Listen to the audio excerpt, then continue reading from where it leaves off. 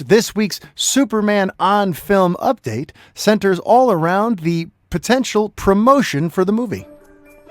Yes, this week's Superman on Film update is almost entirely centered on some trailer rumors. That's right, because now that we are less than 10 months out, we know that promotion for the film is going to be ramping up sooner rather than later.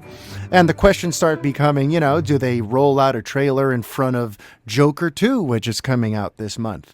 Is it this month? I'm not even sure, but it's coming out soon, right? Or do they open it, do they put the trailer at New York Comic Con, October 19th, when James Gunn has now confirmed that DC Studios will be here in my hometown on Saturday, October 19th. To unveil some interesting new tidbits about the seeds being planted for the DC universe, as well as primarily to promote the arrival of Creature Commandos, which will be the first official DC Studios project. So will they do it there? Will they do it at another Comic-Con that James Gunn has now confirmed he'll be attending? Regardless, the rumors are starting to spring up. There's even people claiming to have seen the trailer, and they're leaking descriptions of a trailer out there into the world. And honestly, I'm not going to go into all those things. That kind of stuff doesn't interest me. And honestly, most of what I've heard, I don't really buy just yet. So that's why I only pass along rumors that I can picture that have some sort of credibility, or that I've spoken to people who verified it in some way enough for me to put it out there for you. So I'm going to spare you the gory details and some of the bizarre rumors that are out there about what's included in the trailers. And let's instead just talk about the fact that this is a very real thing now. Right? The movie is in post-production. It's really coming. Pinch me. We're starting to talk about the first teasers. Like, we're almost there.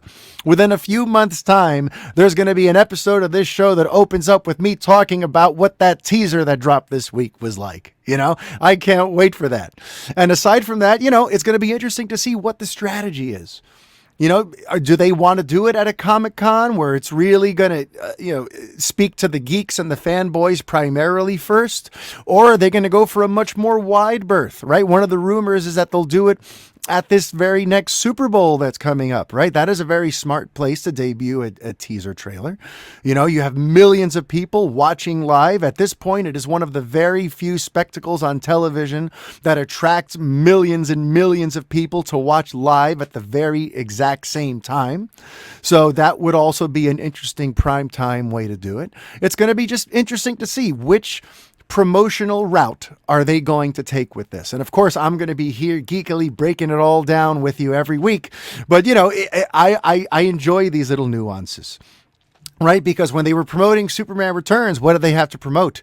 They had to promote that this is a familiar Superman that you know and love and remember already. And they had to try to appeal to your nostalgia. And that's what they did with the Superman Returns teaser. But then when it was time to tease Man of Steel, they had to tease how utterly different this was. And they had to do some, tonal things to really make sure you knew this is not related to the old Superman movies that you've seen before. And now it's just going to be interesting again, where we've had some Superman action fairly recently. As recently as October of 2022, we had Henry Cavill showing up at the end of Black Adam, seemingly promising more of that storyline. So as far as the world is concerned, there's been some Superman stuff going on that they may or may not be paying attention to.